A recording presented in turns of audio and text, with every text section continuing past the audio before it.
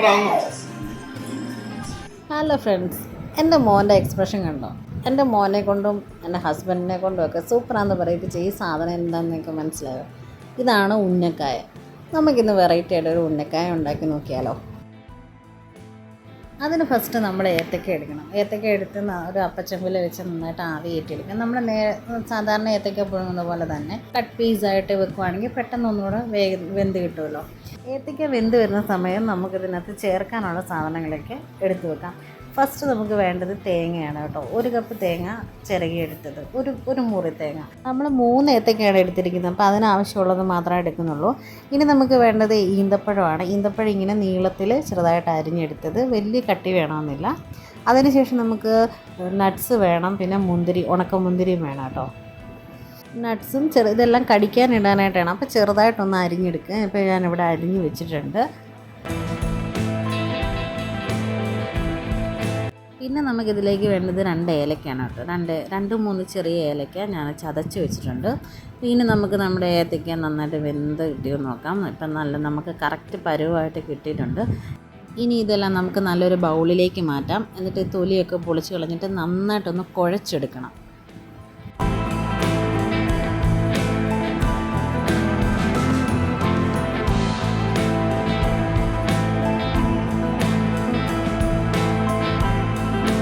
തൊലിയെല്ലാം കളഞ്ഞെടുത്ത് ഏത്തക്ക ഇനി നടുവേന്ന് മുറിച്ചിട്ട് നമുക്ക് ഈ അകത്തുള്ള ഈ കറുത്ത ഭാഗമല്ലേ, ഇത് മൊത്തം റിമൂവ് ചെയ്ത് നന്നായിട്ട് വൃത്തിയാക്കി എടുക്കണം. ആ കറുപ്പ്, ആ പുള്ളികളൊന്നും കാണാൻ പാടില്ല. നന്നായിട്ട് ഒന്നെല്ലാം ഒന്ന് മാറ്റി നമുക്ക് സെറ്റാക്കി എടുക്കാം.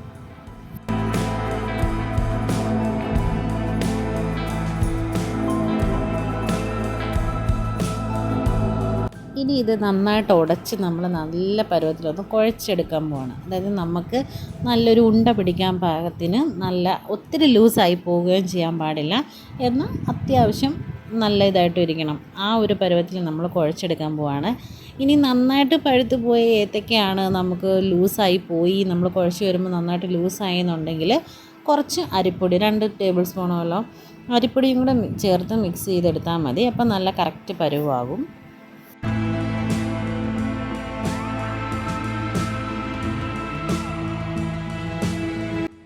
ഇപ്പം നമ്മൾ കറക്റ്റ് പരുവത്തിന് നമ്മൾ കുഴച്ചെടുത്തിട്ടുണ്ട്. നമ്മൾ കൈ വെച്ച് നന്നായിട്ട് പരത്തി നോക്കുക. കട്ടയൊന്നും ഇല്ലാതെ നല്ല ഇതായിട്ട് നമുക്ക് പരത്താൻ പറ്റുന്ന രീതിയിൽ വേണം കുഴച്ചെടുക്കാൻ. ഇപ്പം നമ്മൾ കറക്റ്റ് ഭാഗമാണ്.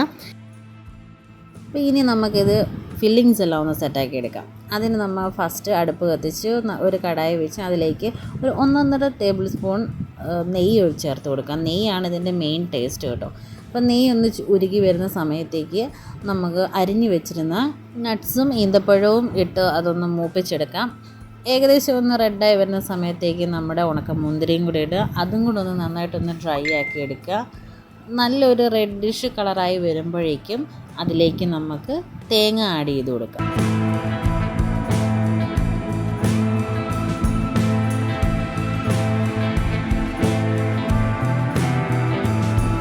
തേങ്ങ അത്യാവശ്യം ഒരു ചെറിയ റെഡ് കളറായി വരുന്ന സമയത്തേക്കും നമ്മൾ ചതച്ച് വെച്ചിരുന്ന ഏലക്കയും കൂടി ഇട്ട് കൊടുത്തിട്ട് നന്നായിട്ടൊന്ന് മിക്സ് ചെയ്തെടുക്കുക.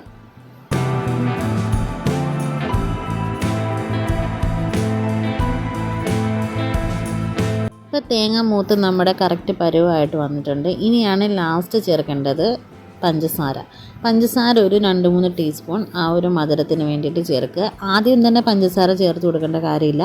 അപ്പോഴത്തേക്കിനും പഞ്ചസാര അതങ്ങ് അലുത്തങ്ങ് കുഴഞ്ഞു പോകാൻ ചാൻസ് ഉണ്ട്. അതുകൊണ്ട് ഏറ്റവും ലാസ്റ്റ് നമ്മൾ വാങ്ങാറാകുമ്പോഴാണ് ഇത് ചെയ്യുന്നത്. പഞ്ചസാരയും കൂടി ഇട്ട് നന്നായിട്ടൊന്ന് മിക്സ് ചെയ്തതിന് ശേഷം തീ ഓഫ് ചെയ്യുക. ഇപ്പോൾ നമ്മുടെ ഫില്ലിങ്സ് ഒരു പാത്രത്തിലേക്ക് മാറ്റി സെറ്റാക്കിയിട്ടുണ്ട്. ഇനി നമുക്ക് ആവശ്യത്തിനുള്ള നമ്മൾ കുഴച്ച് വെച്ചിരുന്ന ഏത്തയ്ക്ക ആവശ്യത്തിന് വലുപ്പത്തിനുള്ള ബോളാക്കി ഉരുട്ടിയെടുക്കാം. ഇതിന് നമ്മൾ കൈവെള്ളയിൽ വെച്ച് ഇങ്ങനെ പരത്തി എടുക്കുകയാണ് കേട്ടോ.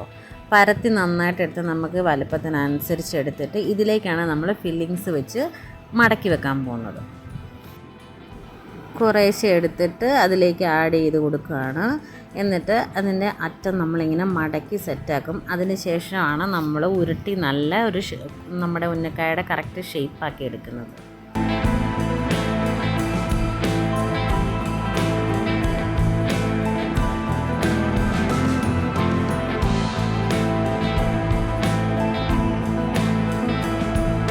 ഇതേ നമ്മുടെ ഉന്നക്കായ സെറ്റായിട്ടുണ്ട്. ഈ ഷേപ്പിലാണ് എടുക്കേണ്ടത്.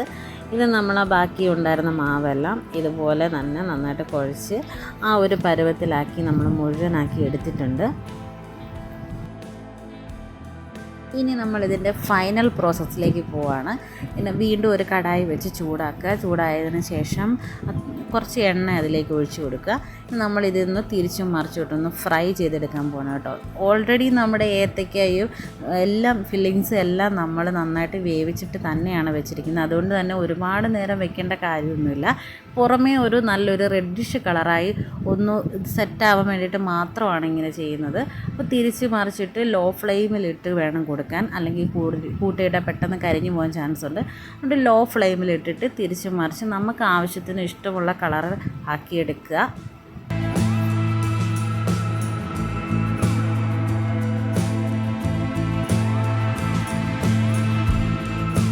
ഇപ്പം നമ്മുടെ ഉന്നക്കായ ഇത് റെഡി ആയിട്ടുണ്ട് കേട്ടോ. ആവശ്യത്തിനുള്ള കളറൊക്കെ ആയിട്ടുണ്ട്. ഇനി നമുക്കിത് നമ്മുടെ പാത്രത്തിലേക്ക് മാറ്റാം. ഇപ്പോൾ ടേസ്റ്റി ആയിട്ട് കഴിക്കാവുന്ന നല്ലൊരു 4 മണി പലഹാരവും പെട്ടെന്ന് ഉണ്ടാക്കാൻ പറ്റുന്നതുമാണ്. അപ്പം എല്ലാവരും ട്രൈ ചെയ്യുക. എൻ്റെ വീഡിയോ ഇഷ്ടമായെങ്കിൽ ലൈക്ക് ചെയ്യുക, ഷെയർ ചെയ്യുക, സബ്സ്ക്രൈബ് ചെയ്യുക. താങ്ക്